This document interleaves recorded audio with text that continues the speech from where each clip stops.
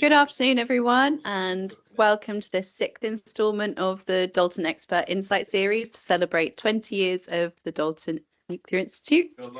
Today we have part 2 of Mark Bassett's talks, where we initially covered the development of the IAEA and the Non-Proliferation Treaty. Today we will be gaining an insight on how these are implemented in today's nuclear scenarios, such as Ukraine and Fukushima and Iran. Mark is an internationally recognised expert in the nuclear field with over 40 years of experience. This began with 20 years at the Office of Nuclear Regulation, ONR, where he worked extensively on numerous international nuclear issues, becoming Deputy Chief Inspector during his time there. Later, Mark spent 5 of his 8 years at the IAEA as Special Assistant to the Director General for Nuclear Safety, Security and Safeguards. Here he was directly involved in the release of many official documents advising on political scenarios such as Ukraine and Iran. Now, after a short stint in retirement, he has recently picked up a new role as a member of the Nuclear Regulatory Task Force. So without further ado, I'll pass on to Mark. Thanks, Fran. Just making sure I get this clicked on properly. Sorry. It's okay. Okay, very good.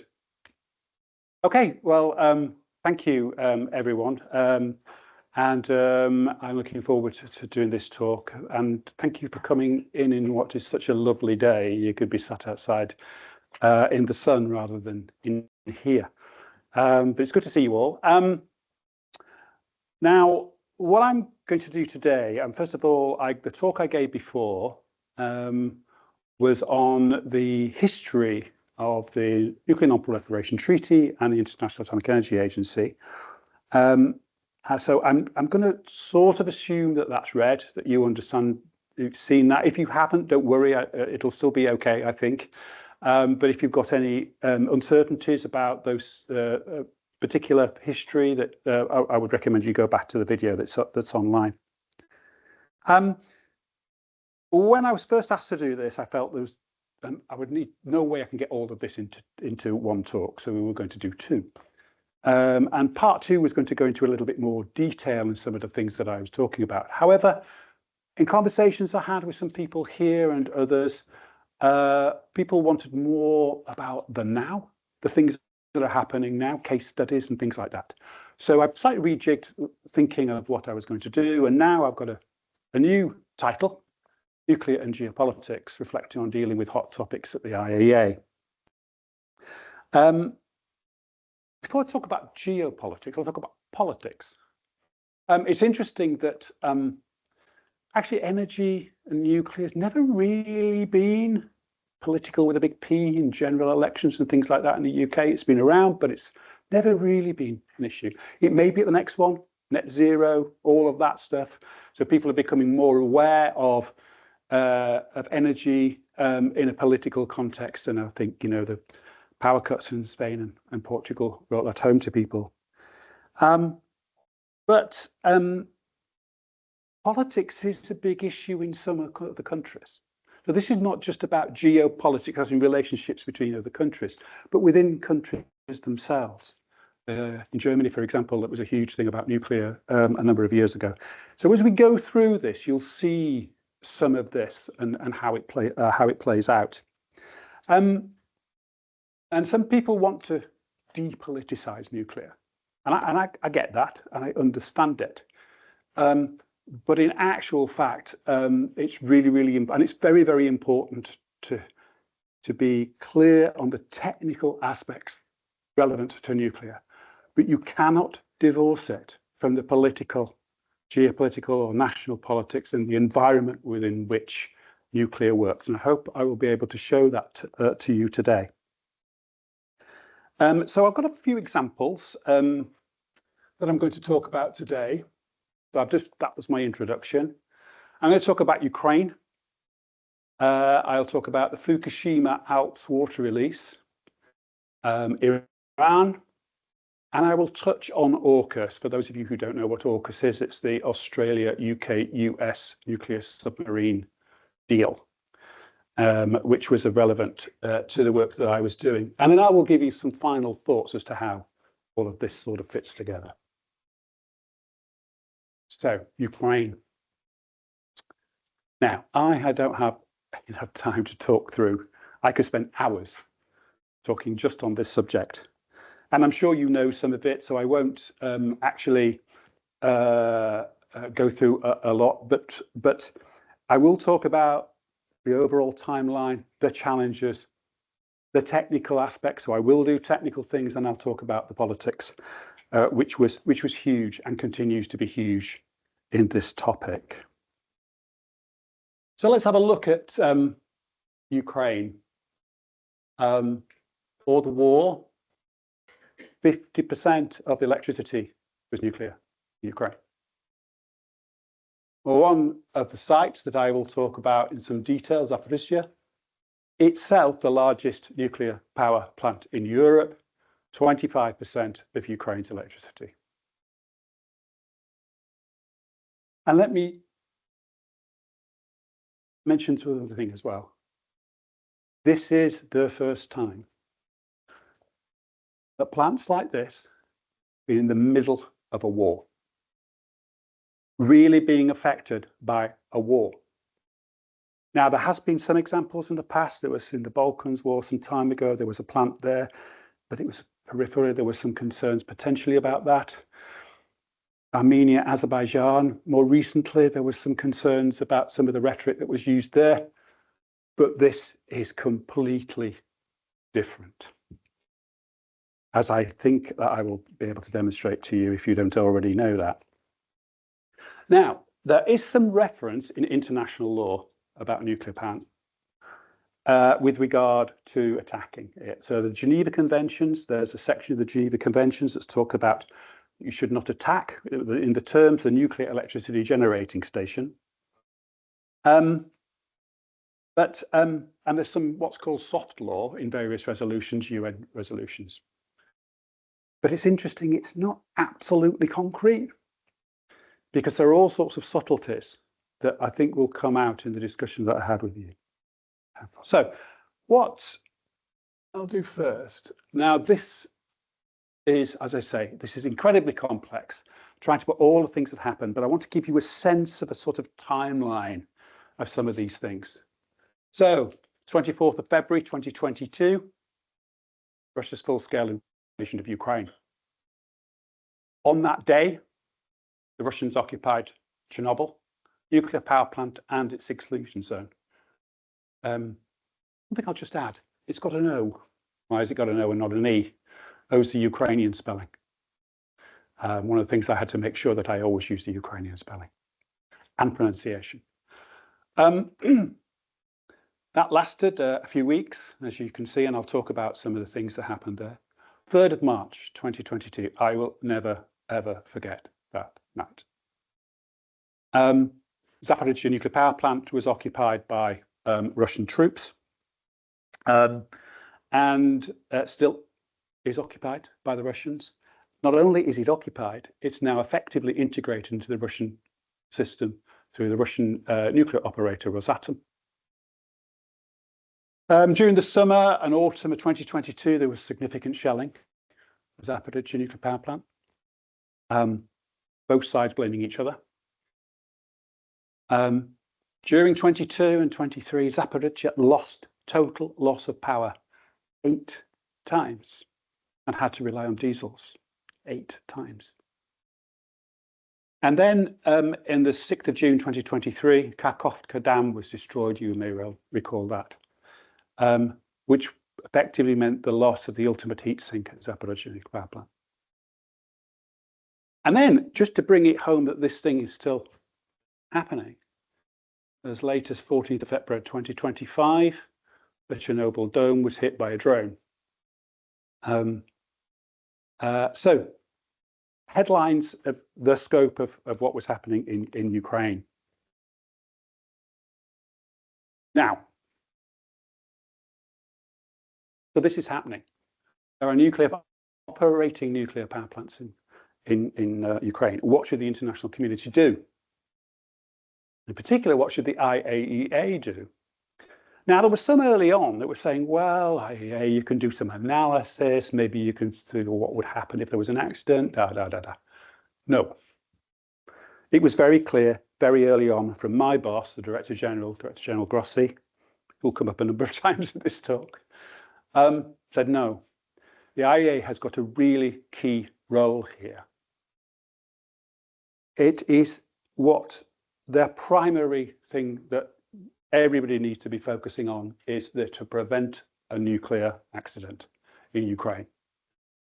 Irrespective of the politics, prevent a nuclear accident. The second thing was to provide authoritative, independent, trusted information, suitable and interesting for both the technical people, politicians, diplomats, media, the general public. And then a third one, which I won't major too much on, that comes a little later, I'll touch on it a little later, was providing assistance to Ukraine and coordinating some of the work that was done there. So, how was this playing out? Well, at my last talk, you'll recall that I talked about how the IAEA, to a certain extent as a technical organisation, was able to sort of keep slightly back from politics. Well, politics plays out big time here.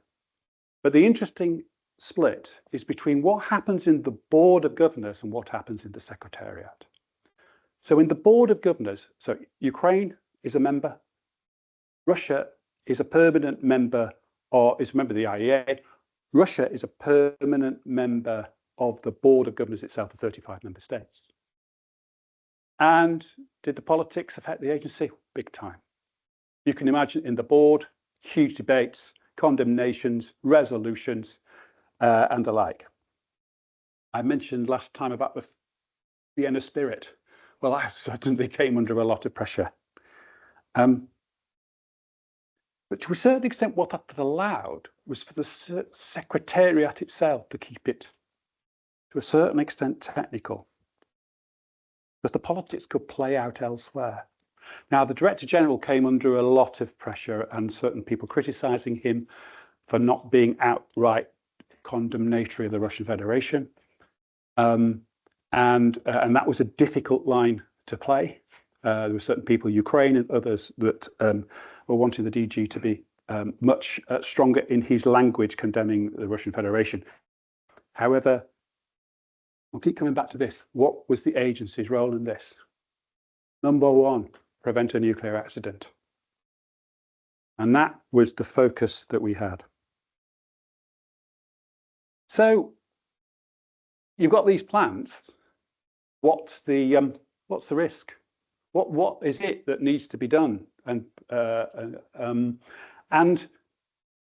you can't just say, oh, well, they all need to meet the safety standards, or just make sure that you don't fire on it, or whatever. Well, safety standards, as I pointed out before, big whole load of documents, that's not very, very helpful. We had to get across what really matters in Ukraine, for nuclear safety and security.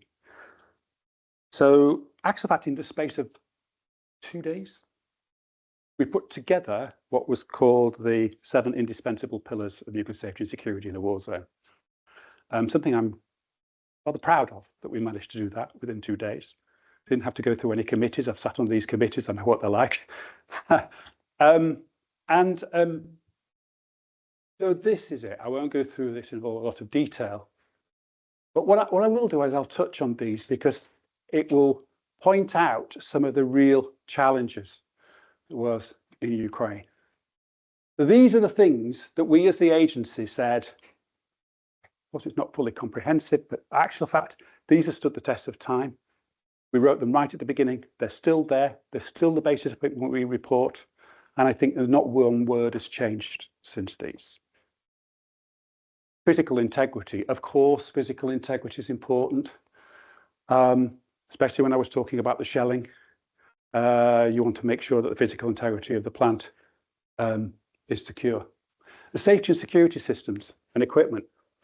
Well, you've got all of those systems that are providing control, cooling, containment, all of these things need to be operational at all time.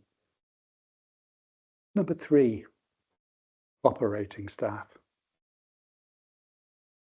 Just put yourself for a minute in the shoes of those people operating that plant.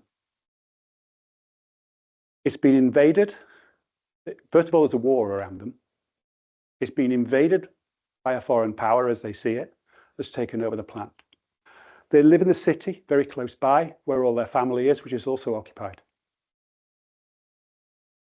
They're shooting everywhere. There are some of their managers who have been taken away and detained. Sometimes some things have been said that maybe even worse than that. And you still have to operate these facilities. Now, I just think these facilities were still operating, producing power to the grid in occupied Ukraine. And what also happened a little later for the people on the plant was that when Rosatom took over, they said, right, you either sign and you become an operator for Rosatom, or you're out. The people had to think, do I keep a job? If they signed it, some people called them traitors. Imagine the pressures on those people. Nuclear safety is not just about kit, it's about people as well, perhaps even more so. Keep that in mind. Fourth one, off-site power. Now, as I said, there was loss of power 8 times. Now, sometimes that was actually happening not because of things near the site, but way off the site.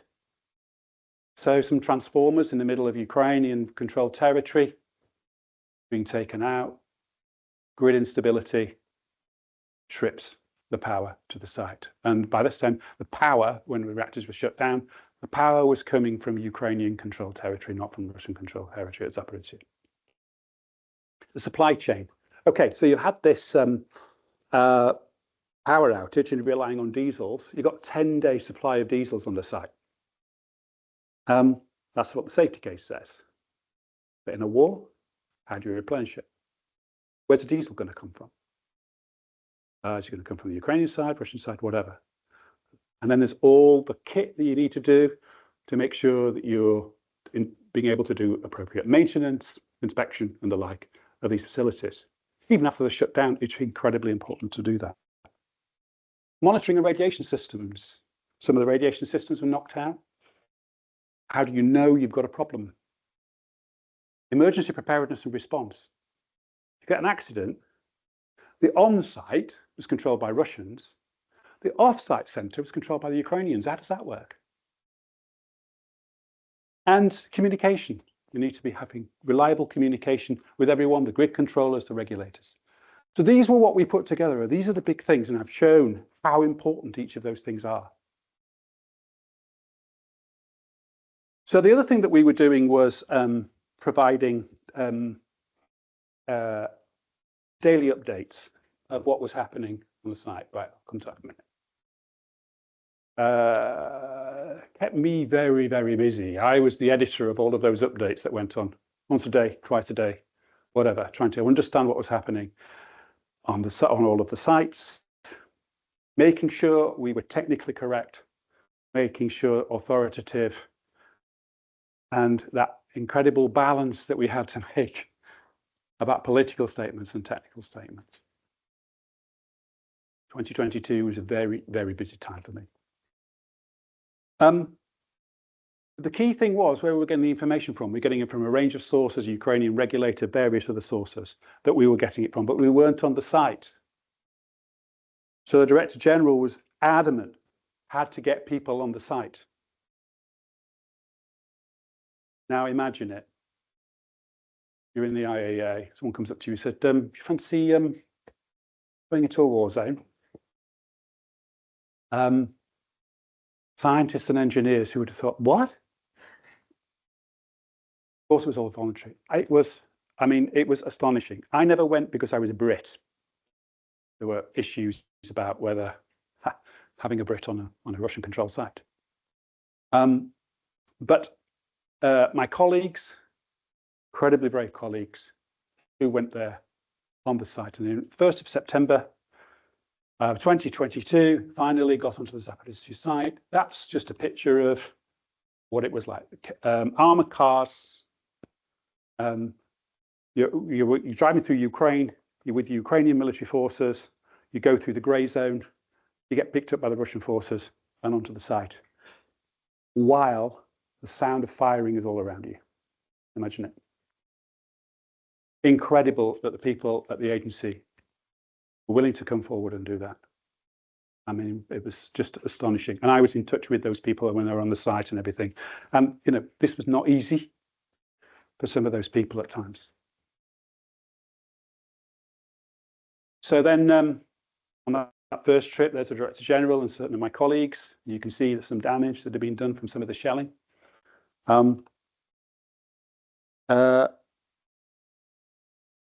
And one of the things I will also say in all of this, so we've got our people on the site that were able then to get some first-hand knowledge of what was happening on there. It was important to have Russian speakers if you could. Always better to do that. But whilst all this is happening, very, very important that there's wider diplomacy happening. I showed you this picture last time. There's not that many people during this war who've been speaking to both sides. And this is why it was important for me to stress about keeping it technical. Because this stuff wouldn't have happened otherwise. And there was big diplomacy. There was quiet diplomacy as well. So one of the things we also then tried to do was to negotiate a protection zone around the site. That was very, very challenging because to a certain extent we had to get both sides to agree as to what this protection zone should be, what it would cover. And there was a lot of effort trying to do that.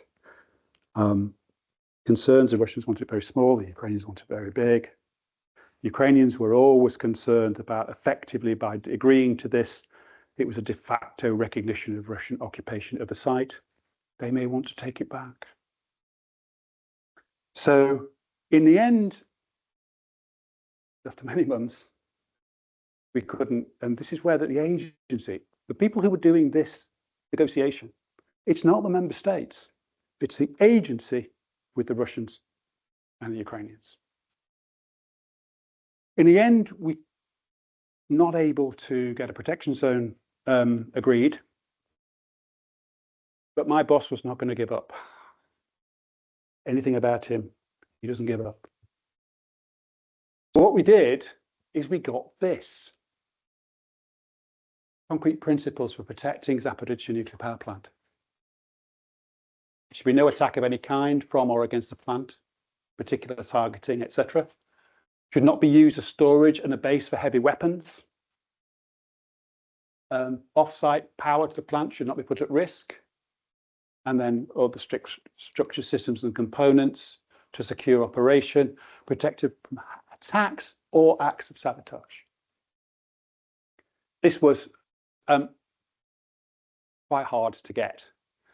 And in the end, neither side actually signed on to them, but the Director General went to the UN Security Council and said, this is it, no one's objecting, and therefore they apply. That's how you do diplomacy.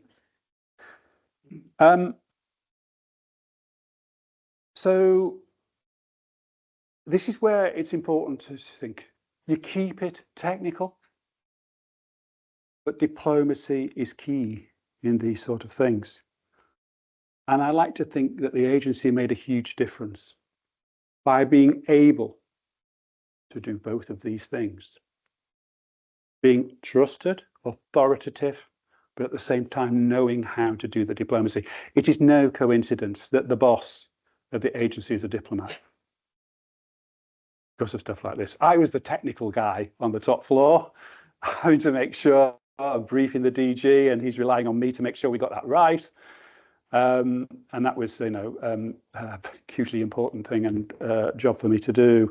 But the diplomacy also really mattered.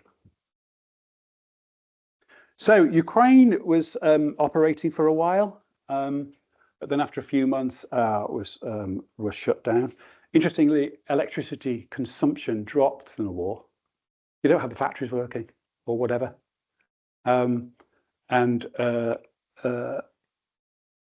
So then another challenge that happened, as I mentioned, was this one.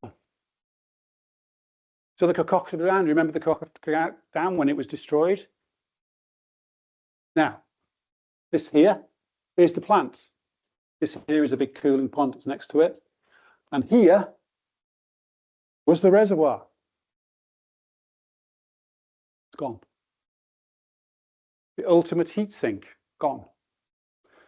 Now, actually, in fact, even though we had people on the site, that was quite difficult to actually find out what was happening at the time. It was incredibly difficult to find out.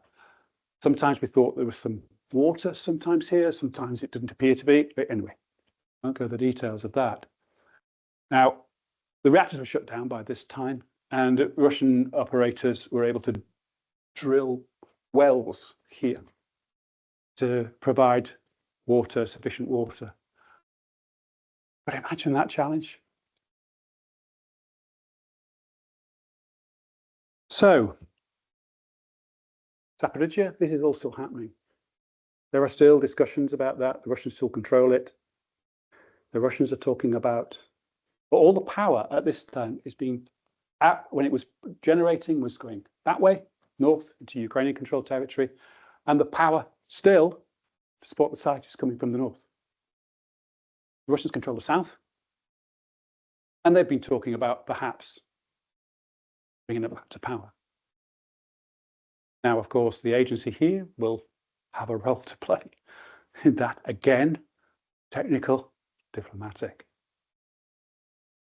And then maybe if there's a deal, if there's some sort of deal that's done in Ukraine, how that's going to play out. But whatever happens, I'm sure the agency will have a role. Just finally on Ukraine, I will talk about Chernobyl. There were a couple of issues we had to deal with, a load of issues we had to deal with, but two I'll talk about, which is again about being authoritative and technical. So Chernobyl was taken over. There were all sorts of issues related to that. One day, all the power was lost to Chernobyl. You would not believe how social media and things reacted to that. It went bonkers. Twitter was all over the place. There were all sorts of concerns that this was going to be Chernobyl Mark II. They were saying, well, what will happen? Some people, quite well-respected people actually, saying, lose the power, the water will boil off in the cooling ponds, it'll expose all the fuel that was there before from Chernobyl, and then in the end, it'll catch fire or whatever, there'll be failures, and you will have a fire and you'll have a release like Chernobyl. This was being said all the way around in social media. It was crazy. Now, we knew that couldn't happen. We knew from the safety case and also analysis that we'd done in-house, important again, having a technical organisation, that that water could never boil. The decay heat was sufficiently low after 1986 that it was never going to boil. And you could do the analysis to show that, okay, the temperatures do go up, but then they stabilise out well below 100. So I remember being sat in the board, seeing this happening in Twitter, and saying to the DG, we've got to scotch this, and we did. So we banged out a tweet very, very quickly, saying the agency view is, of course, this is a very important issue, but it's not going to be Chernobyl Mark II. And it was fascinating to see how Twitter took this, and then you saw the narrative shift quite quickly. And some of these, and I won't name them, reputable reporters from reputable media organizations started to backpedal fast. That shows the importance, again, of a technical organization, but being mindful of these bigger issues. And then there was one other thing about Chernobyl, which I'll just mention, which was When the Russians came onto the site, there was increased activity in the air, and it was likely that that was caused by military vehicles going through the exclusion zone, pushing up dust and the like. But the other thing that happened was that Russian troops were digging trenches in the exclusion zone. And then a whole narrative started to be built up about these Russian troops who had been lied to by their leaders, and they didn't know about Chernobyl. They were digging these things and they were all getting radiation poisoning. Again, this was an issue that was going around. There were stories about Russian troops getting radiation sickness, being shipped over to hospitals in Belarus. Okay. Now, one of the things, fortunately, that we were able to do was to get onto the Chernobyl site relatively early after the Russians left and do our own analysis. There's some trenches in there that they were dug. Air monitoring, first of all, but also taking samples, being able to take them back to the labs, the very good labs got back in Austria, and being able to look at all the isotopic concentrations and the like. Now, of course, this was an issue. Of course, you know, people with no PPE digging trenches in an exclusion zone. But we were able to, although these are important issues, again, being able to say that this idea that people would be getting radiation sickness with deterministic doses was just wouldn't happen. Greenpeace, we had some issues with. They got into the site and they were measuring some slightly higher doses, and they were accusing us of downplaying it and various other things. But fortunately, what we were able to do was to get all the environmental samples afterwards, much more detail, and address the issue. Not to downplay the importance of this stuff, these extra doses that people were getting, but it wasn't like people were saying. Again, technical organisation, trusted, that will be able to provide that information. So, what's the lessons currently? Well, I mean, this is all just running in Ukraine. I keep saying it again, technical credibility, but diplomatic nous. Okay, the next one I'll talk about as a case study is Fukushima water release. So you know the Fukushima accident, and what was actually happening on the site during remediation, decommissioning, is a lot of water coming down from the hills at the back, but there's other places as well being used for cooling, and just others which was just flowing through there, through the debris and various other systems at Fukushima, collecting activity, being stored in tanks. And then some of those then having what was called ALPS treated, which was taking most of the isotopic radioisotopes out, still leaving tritium, carbon-14, a couple of other things.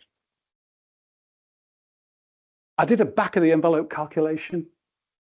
What was all of that? Well, actually, my thing was the amount of water was, imagine Wembley Stadium, with water at Wembley Stadium all the way up to the top seats. It's the amount of water that was on that site. And Japan wanted to do something with it. And they said, well, the only thing that's reasonable about this, once we've done the treatment, is to release it into the Pacific Ocean. Okay? Because there was nothing else they could do with it. There was no more space on the site. And they were saying, it's okay, the activity is incredibly low, we'll have this under control, etc., etc. Even if that's true, imagine what the region and people in the region thought. So China, absolutely adamantly against this. South Korea, and I'll talk about South Korea in a minute and the politics of that, real concerns there. The local the fishing communities here in Japan, concerned about, even if it may be deemed safe, will people buy our fish? Pacific Islands.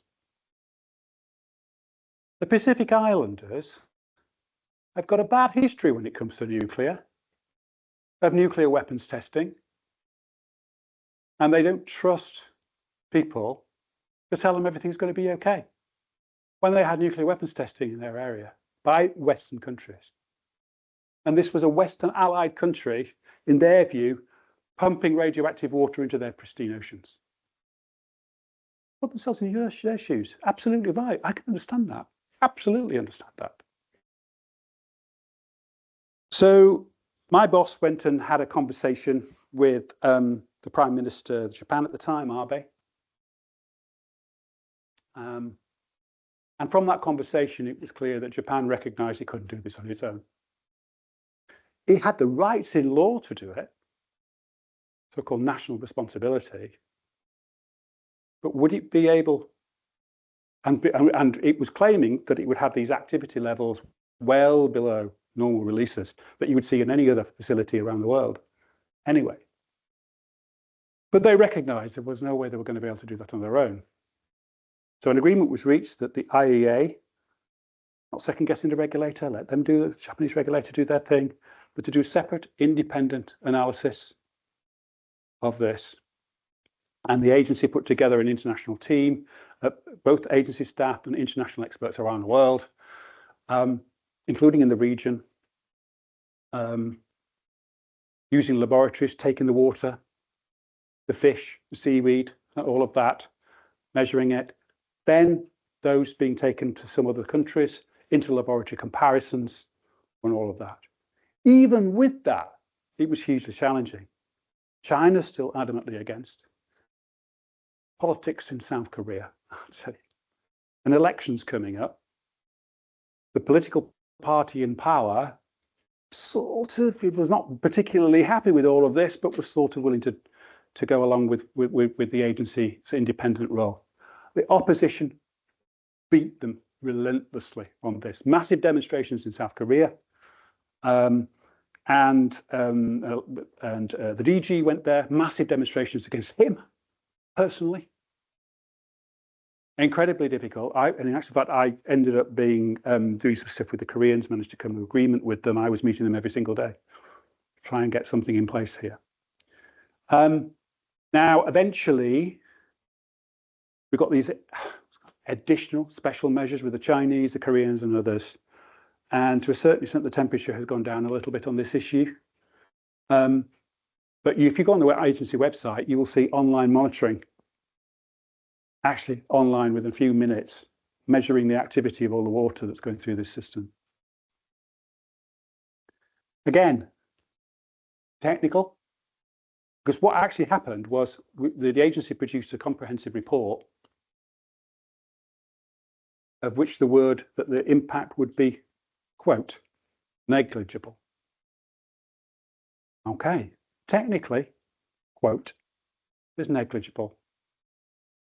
Tell that to some of the people in the region. So anyway, that's still running. That was a huge issue with us, in particular with the Chinese, I have to say. But again, technical and diplomacy. Right. There you go. There's a nice picture of some people taking some water. Right, I'm now going to go, there was this couple of safety issues. I'm now going to talk about safeguards. You may think those safety issues are sort of relevant to the work that you do and thinking about that and whatever. I may think, well, safeguards may be a bit distant, but I'll come to a view as to why it's not in a minute. So I'm going to talk a little bit about Iran. And then I will touch, because I was asked to do so, on the submarine deal, but I won't speak too much about that. I don't have the time to do that. Iran. Now,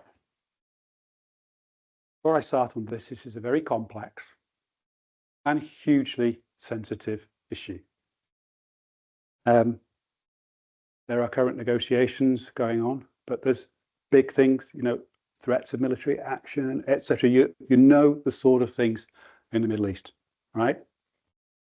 So I will be circumspect in what I say today, and forgive me for that. But in actual fact, I hope that I will give you sufficient background such that you can then understand some of the issues around, because a lot of this is actually quite misunderstood. So I just want to, and I won't be pointing the fingers and saying who's right and who's wrong, but I'll try to reflect on why certain of the sides think the way that they do. Okay. And also I will talk about how the IAEA fits in, because again, there were times of the diplomatic side of the IAEA's work on this. So before we go into it, let me remind you something I put up last time, the Nuclear Non-Proliferation Treaty. Now, as I said last time, the middle one doesn't really affect what we're going to be talking about today, but the top two, the top and the bottom one do. So let's have a look at it again. States without nuclear weapons promise not to develop or acquire them and submit to IAEA inspections to verify their adherence. And those with the means to harness the peaceful use of nuclear technology pledge to make them available to those that don't. That's part of this big deal that I talked about. Iran is a member of the NPT, was from the beginning, still is. It has a comprehensive safeguards agreement. It's a member of the agency. And there are inspectors there now from the agency in Iran, and all have been. So let's have a look at some of these things. So a little bit of a history. Iran initially got assistance, bottom bit, to develop its nuclear technology. There's a plant in south of Iran, Bushehr, nuclear power plant. That was initially provided by, well, the support was from Western countries. That plant is actually a Siemens design plant. And then there was the Islamic Revolution in 1979. Politics changed. The West stepped back. The Soviet Union and the Russian Federation came in and helped them to finish off, to get the plant up and running. Iran got a research reactor and enrichment technology. These are all consistent with the NPT. There's nothing in the NPT that says Iran cannot do that.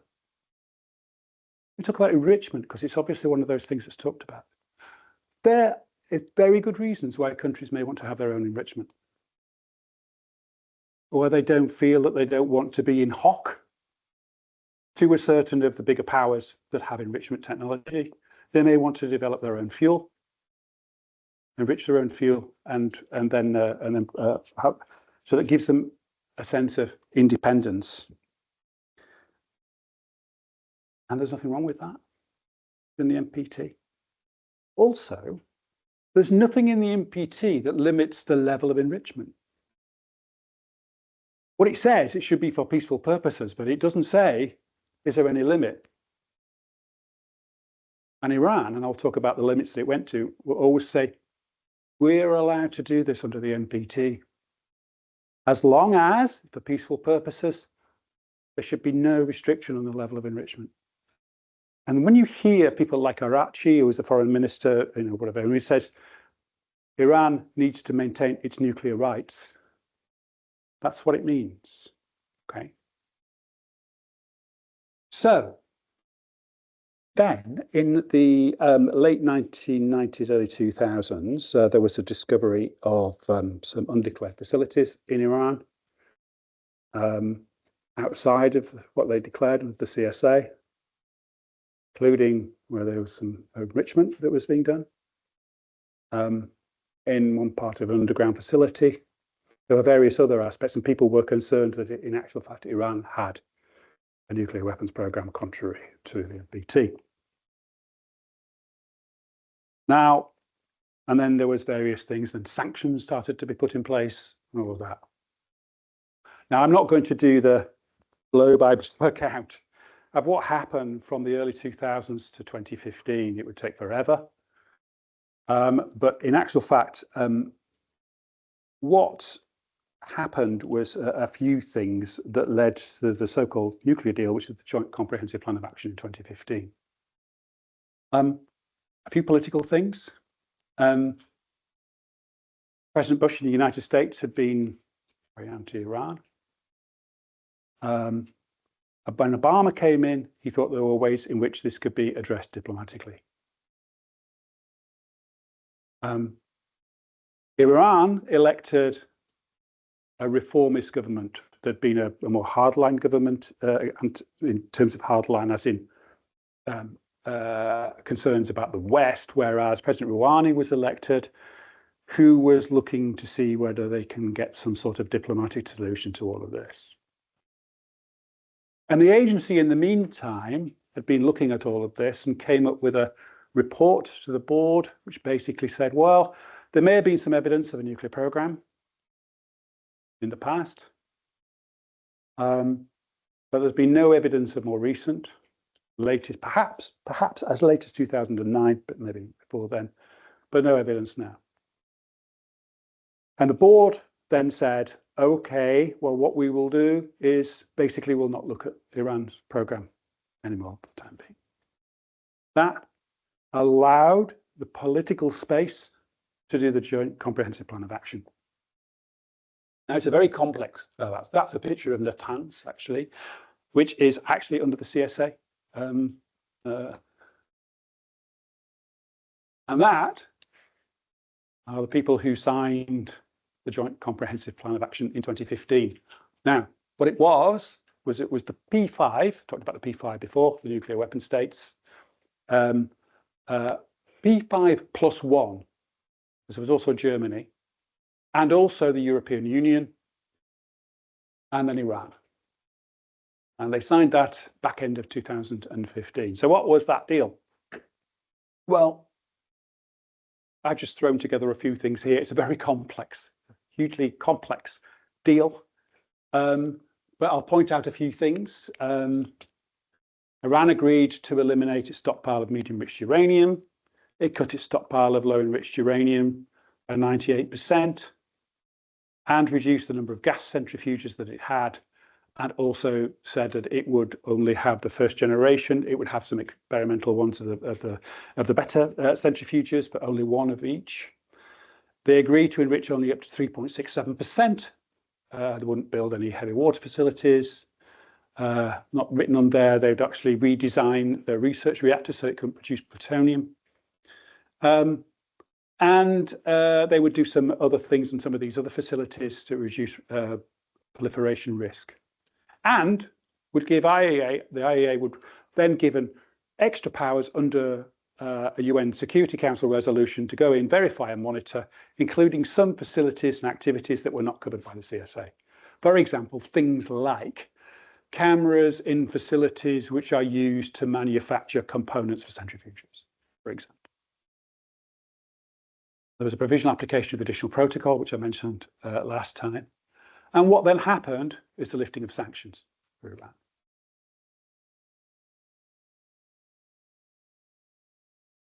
Okay, right. And all that was working. The agency was reporting quarterly that basically the deal was holding. And then in 2018, President Trump came into power, and in 2018, he pulled out of the deal, pulled the Americans out of the deal. In his view, now, one thing I will say about this, the deal, it's not a treaty agreement. It never went to US Congress. The Republican Party was against it. Some Democrats were against it too. And when Trump got in, he said this was, you quote him, the worst deal that's ever been negotiated, and he pulled out of the deal and reinstated US sanctions. Now, for a while, the Iranians didn't respond, but after a year or so they did, and they progressively started to step back, as they said was their right under the JCPOA. If one side's not meeting its side of the bargain, neither will they. And they pulled back and started to do more enrichment at higher levels. They said to the agency, you know those cameras you got in there? Okay, we'll keep them, but you're not having the card on it that has recorded it. We're keeping those under lock and key. Because basically the JCPOA is no longer really, this needs to be balanced on both sides.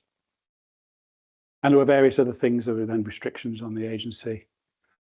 We then started to manufacture a lot more of the advanced centrifuges. They then put them eventually into underground facilities that we talked about before, and started to build up from up to 5% and 20% and the like. And not looking too great. Then Biden became the US president, and Biden, actually it took a little while for the Biden presidency to get that together, to be honest, and then wanted to go back to diplomacy. And there was then a series of negotiations back in Vienna again to see whether a nuclear deal can be done. Bit more difficult that second time. The Iranians and the US wouldn't sit in the same room together. Various other things having to be done proxy between different hotels in Vienna. But it was looking like there may have been some sort of deal, but there was a couple of things that were causing problems. One of them, in the meantime, I talked about the NPT. There were certain countries that were always against the JCPOA. And you can read about this online, but Israel went into Iran and stole, or it took possession of, as it would say, a whole load of what it said was the archive kept by Iran for its nuclear weapons program. And then took this material away and then distributed it to various countries, just some countries, but including the IAEA. Look it up. It happened. And then there were certain claims that there were certain sites in Iran that had been used for this program. Anyway, eventually, over lots of discussions, Iran, which had always denied this, said it was fabricated information, allowed the agency on a couple of sites in Iran after pressures within the board. Now, the agency has some quite smart kit. It's got a picture of some just taken, I don't know what that particular thing is. Maybe someone in here will know. The lads went in, took samples, and found traces of what, in the jargon, anthropogenic uranium, which meant uranium that something's been done with it. Okay. And then the board then asked Iran to explain this. It needed to provide technically credible information, and this then entered into to and fro with Iran and the agency of various things, and to a certain extent there are some things outstanding still that are the agency has not been able to say that there was a technically credible explanation from Iran. This was creating the background for the renegotiation of the JCPOA, and then what happened was it broke down. Now, interestingly, even though the main states stepped away, the agency kept talking. The Director General was saying, well, this is where, said, well, we need to make sure that we've reduced proliferation risks as much as possible. So entered into his own diplomatic relationships with Iran to try to get through what was called temporary technical understandings, maybe some aspects of some parts of what was in the JCPOA could be put into this understanding, including cameras. There have been some issues about Iran had stopped and not given rights to certain of the IAEA inspectors to go into Iran. And therefore there was an attempt basically to keep the show on the road. Now that's an interesting thing. Again, it's the agency suddenly stepping into diplomatic space that had been vacated by member states. What now is a situation? Iran has got material at 60%. It's got enough material to produce a number of nuclear weapons. It's pretty straightforward to go from 60 to 90. You can switch a few valves over. Iran has always said, never had a weapons program, has no, and just not, in fact, they would say there's a fatwa against them having nuclear weapons. Okay, so this is where we are at the moment. And we'll see where that goes. As I say, I've been trying to keep this entirely factual, but it's a very important issue. But one of the things I will say, why have I talked about this within the context, so let's say the work that you do and the civil sector? What does it matter? Okay, it's a big thing for world politics, but what does it matter about the wider thing? Now, I'd argue that it does. And I'll come back to the NPT. I was labouring the point at the last talk, and I will labour it again, of the importance of the Nuclear Proliferation Treaty. Because if Iran pulls out of the NPT, for whatever reason, other countries in the region may well do the same. And then where do we go from there? I've no crystal ball, but the whole system could unravel. And then you have to ask yourself, what would then be the implications for the deal that I talked about countries allowing other countries to have access to nuclear technology? How is that going to go? I don't know. What I'm saying is that this matters not just about geopolitics and world politics and everything that may well happen there, and God forbid anything does happen there, but it also has other implications too. Right, I'm very conscious of the time, so I will do very, very quickly just go on to this issue that I was asked to mention, AUKUS. So this is the deal that was signed between Australia, the United States, and the United Kingdom to provide nuclear technologies to Australia. So in particular, providing nuclear power to submarines. Now, I stress, nuclear-powered submarines, not nuclear submarines that have nuclear weapons. Okay, stress that, stress that. This caused huge backlash in certain countries, particularly China, but others too. And I won't go into the reasons why China, well, you can imagine why would, China being very, very concerned, Australian nuclear submarines in their part of the world. But this thought, why did this fight out in the agency? Well, because China and quite a few others said, hold on a minute, this is two nuclear weapon states transferring nuclear weapons level material, because these reactors in those boats are powered by HEU, and transferring it to a non-nuclear weapon state, which they would say was contrary to the Non-Nuclear Proliferation Treaty.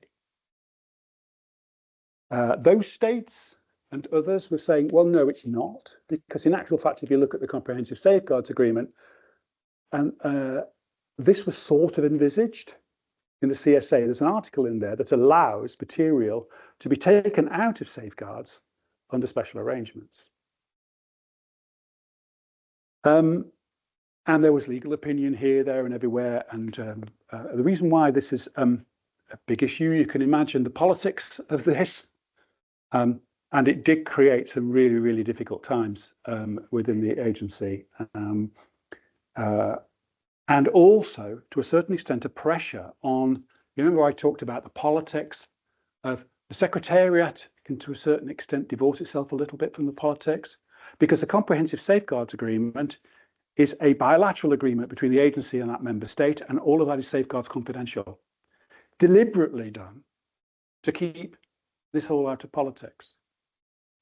So the countries were saying, hold on a minute, we're allowed to do this. It says so in this agreement, and we can have those discussions with sensitive discussions with the agency. And then at the end, we'll come to the board and we'll say what the arrangements we've come up with. Other people saying, no, that's not how it should work. This is the precedent of using this article. This is something that needs to be discussed by the board itself and not be behind closed doors between the Secretariat and those three countries. So I said I'd just mention that because I was asked to do this, but this was a hugely sensitive thing, which I'm slightly out of date on this, so I don't know where that's got to at the moment. But this is, again, one of those things where the politics plays out. But the agency itself, the Secretariat, trying to keep it as technical about what these arrangements should be as much as possible. So there we go. So I've tried to squeeze a quart into a pint pot here. And there's lots more I could say. But maybe just some final thoughts before questions.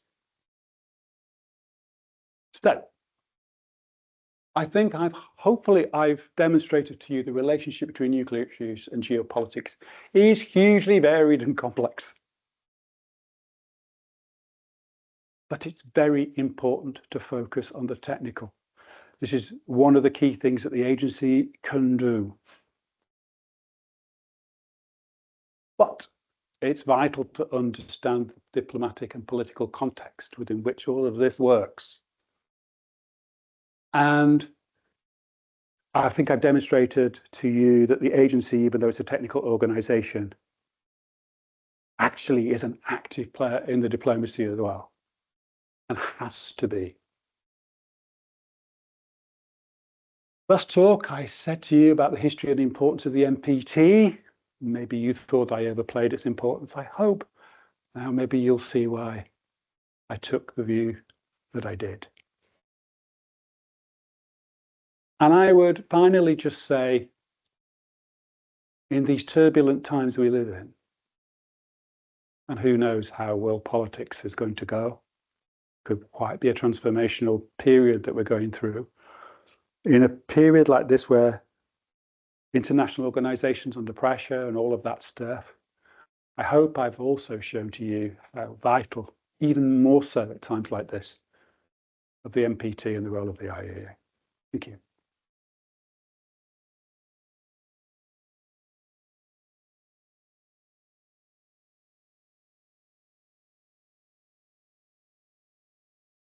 Okay, so I think I'm open to questions. How do we do that? Down and use the microphone. So we've only got the one, so we'll just pass the microphone. So we do that. Don't be shy if you're going to do that. You can keep off the screen if you want.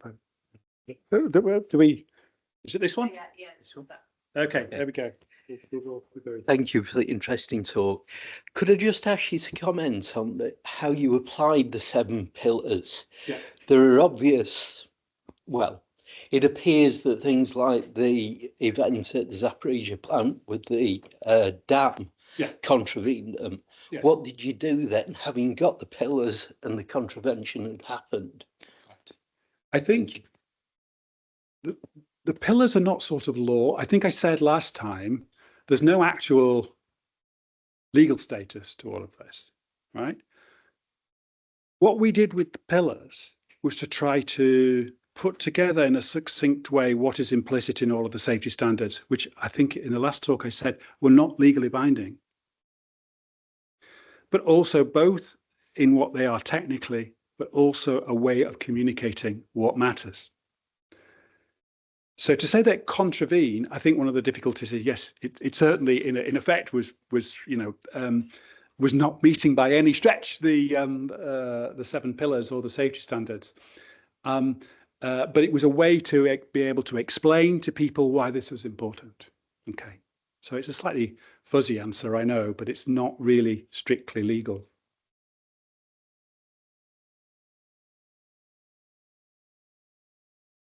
Yeah, just Mic over to if you unclip this. I'll just unclip it, and then there'll be a bit of a gap. Oh, yeah, okay. Yeah, let's that's do that. probably easier. So thank you for your presentation.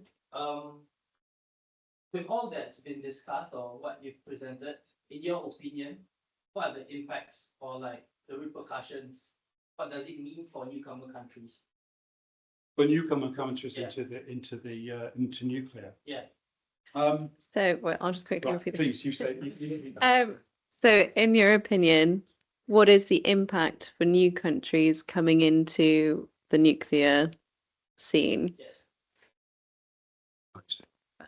Unless you want to repeat. No, that's fine. Well, no, it's okay. No, you're better because my wife always complains my hearing. Well, let's think of a couple of things that might have implications. If there was an accident in Ukraine, what will that do for the image of nuclear? You know, Chernobyl, Fukushima, and things like that had an impact on countries making decisions. I mean, Germany stepped right back out of nuclear after Fukushima. If there was to be a significant accident, and people, you know, even if people said, well, yeah, but this was a war, but hey, you know, that's not really an excuse. So I think that could have an impact. And I think what I was also saying was, if the NPT starts to unravel, I don't know whether that potentially puts question marks in place about relationships between those countries wanting to provide technologies and to those countries who want to receive them, particularly for those who may themselves decide to pull out of the NPT themselves in the Middle East, for example. As I said, I have no crystal ball, but it could have, all I'm saying is I'm warning that it could have an impact, and I just hope that it won't. I think it's really important, as I tried to say at the last talk I gave, the NPT is important that it's the way in which developing countries or newcomer countries can get that technology and have that relationship with those countries that have that technology. And anything that undermines that could have an impact, but I've no crystal ball as to how that might happen in practice.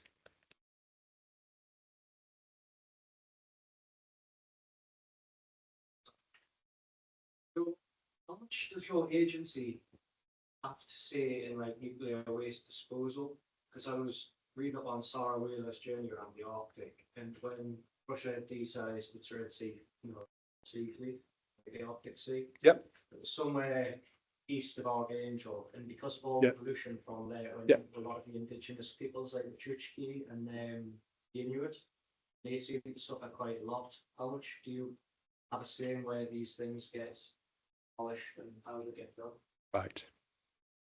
Repeat the question? Yeah, can you the online viewing. Yeah. Well, So how much influence does the IAEA have on the waste disposal routes based on the situations that have happened in Antarctica, the Arctic, and the impact as a result on the communities that live there? Yeah. Okay, first of all, nuclear waste and the whole issues about nuclear waste generation and management and disposal, of course, is covered by the agency. There's both in terms of the Department of Nuclear Energy, but also the Department of Nuclear Safety. Both have, I think, in fact, even Safeguards looks at this in some detail. I'll just reiterate the agency's legal position on this. It doesn't have a legal position. It's not a global regulator. And there's national responsibilities. Nevertheless, the agency, from assistance, if countries request assistance, will help to assist those countries in dealing with whatever it is that they have requested. And I do know there has been work in that area. It's one of those tricky ones, that one, because it's military stuff that could have an impact on local communities. But and of course, these sort of things can only be done at the request of member states who are members of the agency. But I do know that work has been done in that area to assist people. I have a question about, like, you mentioned the technical role and like the diplomatic role, and I was wondering like how these two sides play together. For example, like in the Iran case, as far as I understand, the negotiations happen in the political side, and agency is only involved in like ensuring that like all sides are like following the agreement. But in Ukraine, it seems to like do a more like diplomatic role. How's the decision making happens in terms of, are we gonna like engage in it like in a diplomatic way, or just providing technical assistance? Like, is there like a committee, or like how's that decision making happen? That's quite a long question. Yeah, try. Okay, so there seems to be a split between diplomatic and technical roles within the IAEA, and depending on what the situation is, how do you decide what's required, the more diplomatic or the more technical side? Because there's been more of a technical application in Ukraine.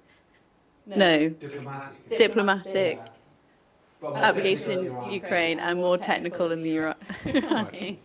Sorry. It's a good question. It's important to make a distinction I made last time. Safeguards is a legal obligation under the Non-Proliferation Treaty and then Comprehensive Safeguards Agreement that a country signs with the agency.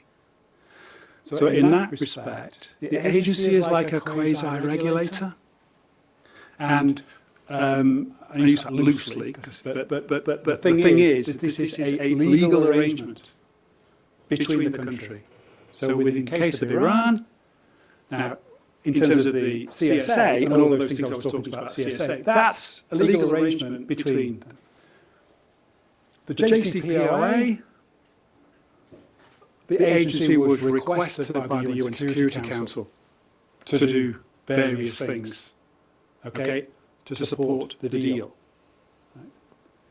And then in Iran, because the agency has a really important role in being able to technically, in any deal, so for example, if there's going to be a deal, how is it enforced? Because they're going to be the monitoring and verification. So it gets involved with that.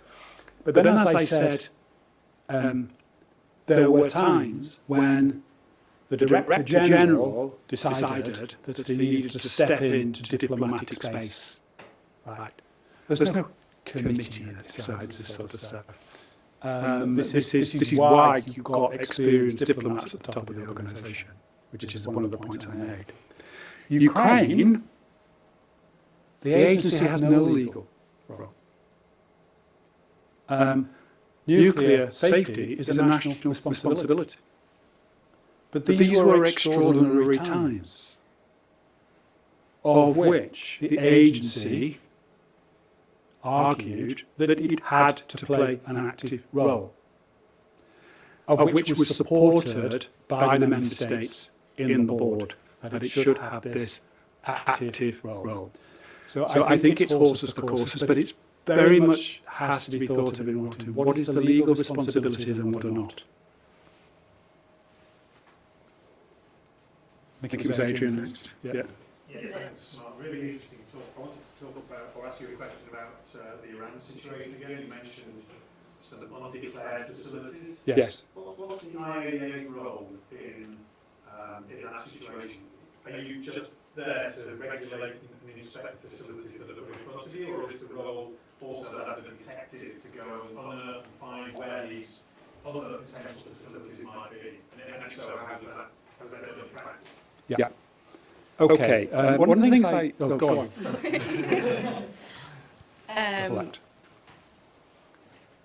Sorry. So the question was, with facilities in Iran that are sort of secret facilities, what is the IAEA's role in the running of those facilities, or is it more of a like trying to discover where they are? Yeah. Under the Comprehensive Safeguards Agreement, strictly under the CSA, the obligations are for countries to declare and then the agency to then verify and monitor. But if the agency were to think there was anything that was undeclared, they could still ask the question on the facility. But it was the additional protocol that gave the agency additional legal powers. There, they then had the right, they had to have a good reason, but had the right then, if they suspected that there was some place which was undeclared, they could request access to those facilities. So this is why the additional protocol was really important, and this is why it's sort of called the gold standard of the safeguards regime. Now, Iran, under the JCPOA, provisionally accepted the additional protocol. It hadn't done before. But in actual fact, there's nothing. So what happened with the so-called undeclared areas?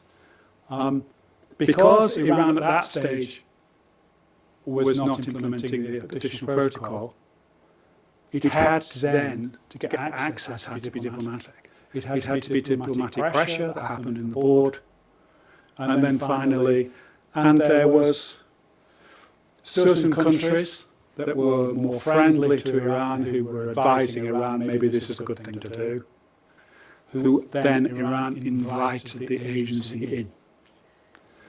So I hope that addresses your question as to the sort of the legal bit and the diplomatic bit. As I say, this is a bit complex, but those are the legal positions, and this is how, to a certain extent, the diplomacy plays out as well.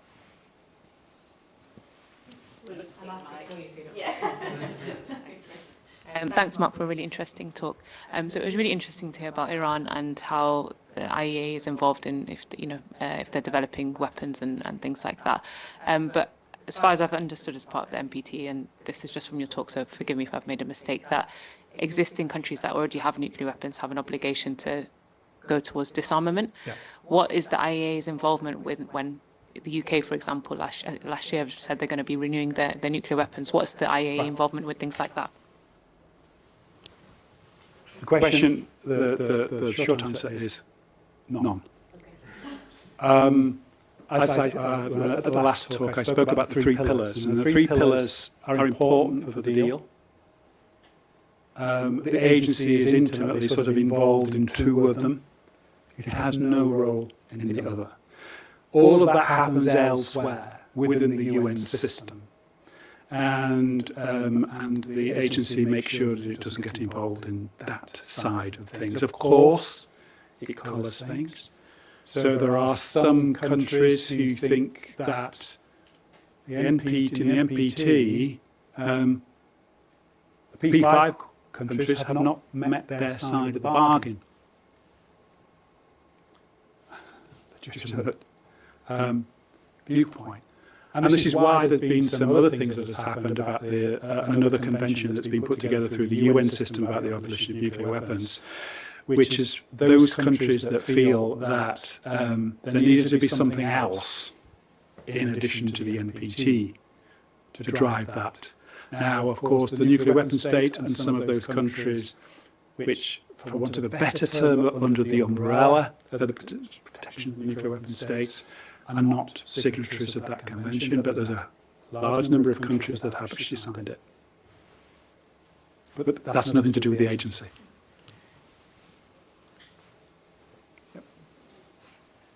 My question is more on like trust. So I think very often the agency is kind of in between two countries that do not trust each other, but the agency is able to, in some of these cases, maintain a high level of trust, even when it's playing more of a diplomatic role, for example, in Ukraine. How does the agency like kind of balance this practically without having one side accuse it of something that because essentially you have an incentive to do? Because if you think that by accusing the agency of being inaccurate, you can sneak around and do something that you shouldn't be doing, maybe that politically might make sense. Yeah. Shall I address this? Well, I think it's how does the agency maintain a level of trust between all of the countries it's dealing with, especially when it comes in the middle of situations like Ukraine and Russia? How does it maintain the trust of the two parties and not lean to one side if that's what it, and leaves its beliefs out of it? It's not easy. So let's think of Ukraine. As I say, in the early stages of the war there were some within the Ukrainian system, but elsewhere, who were very critical of the agency, particularly the Director General himself, for not being sufficiently condemnatory of the Russian Federation, saying they should call the Russian Federation nuclear terrorists or whatever it was. Okay. The agency was very clear that these facilities are Ukrainian and has maintained that. So every time, for example, I was editing the updates that were going out, they always started with Ukraine's Zaporizhzhia nuclear power plant. We always used the Ukrainian spelling and pronunciation of things, and all of that sort of stuff. Because that is under international law, because the other thing is international law. The agency works within the context of international law. And the law said those are Ukrainian. Rightly so. So, but at the same time, you have to maintain that point about being the trusted, independent, authoritative organisation. And that can be quite hard on that fine balance that you have to do. And to a certain extent, that's the judgment that the agency has to make, the Secretariat. The point I made earlier is that the board, they can say whatever they want, they can pass whatever, and there were some very, very strong resolutions against the Russian Federation which were passed on the board. Interesting there, you see the politics play out. So countries, Western inclined countries, being strongly in resolutions in support of Ukraine as they saw it. The Russian Federation, of course, voting against. China voting against. Some countries abstaining, India being one. South Africa, complicated politics of which the Director General and those of us in supporting those, certainly those who were diplomats are supporting them as well, navigating their way through this to maintain the independent, trusted, authoritative role of the agency. Very tricky.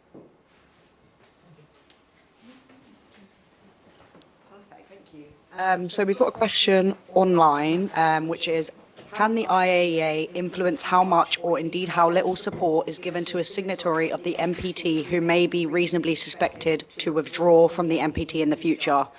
Or is this a political matter that they would avoid leaving to the Big Five to decide? It seems that if we say we will play nice, then once we have the technology, we can do what we want thereafter.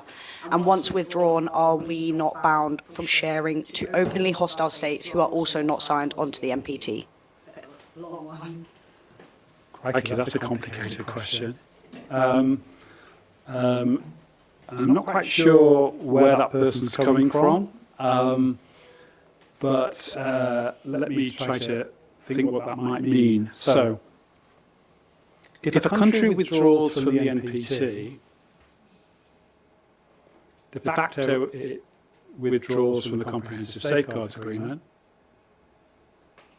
and therefore, in effect, the agency in that respect no longer has a role, because it is effectively the verification and monitoring body that is mandated under the NPT to do that job.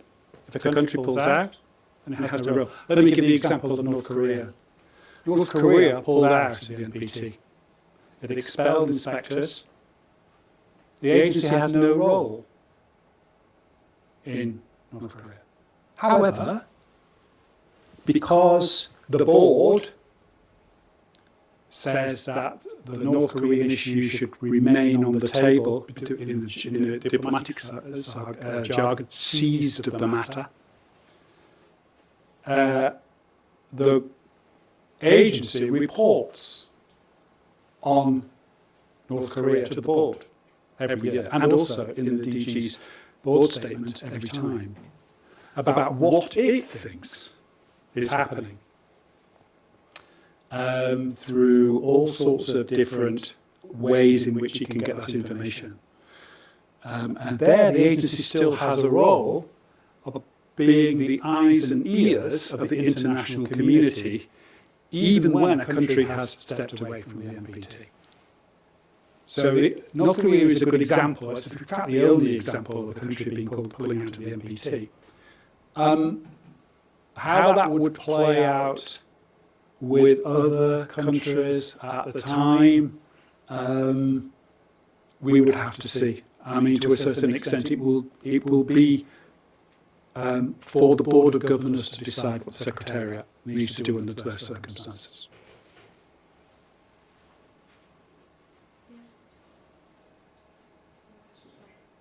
What if, you know how you're meant to be impartial, what if one of your members was found to be working unimpartially, like with somebody's military interests, like their own home country? Sorry, could you just speak up to that? Yeah, if one of your members was found to be working, like, colluding with the military interest of the country they represent, how would that play out if you're meant to be an impartial agency? If they were representing the military. It's hard to describe, I'll see after. I'm just but also I'm quite tired. All right, sorry, I wasn't quite sure what you meant, but I'm happy to have a chat afterwards. Yeah.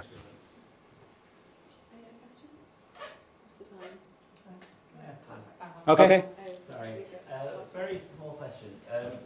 So I know IAEA does inspections of Iran and stuff like this for many years. They have been accused in the past of having their agents sent in there spying for Israel and stuff like this. Yep.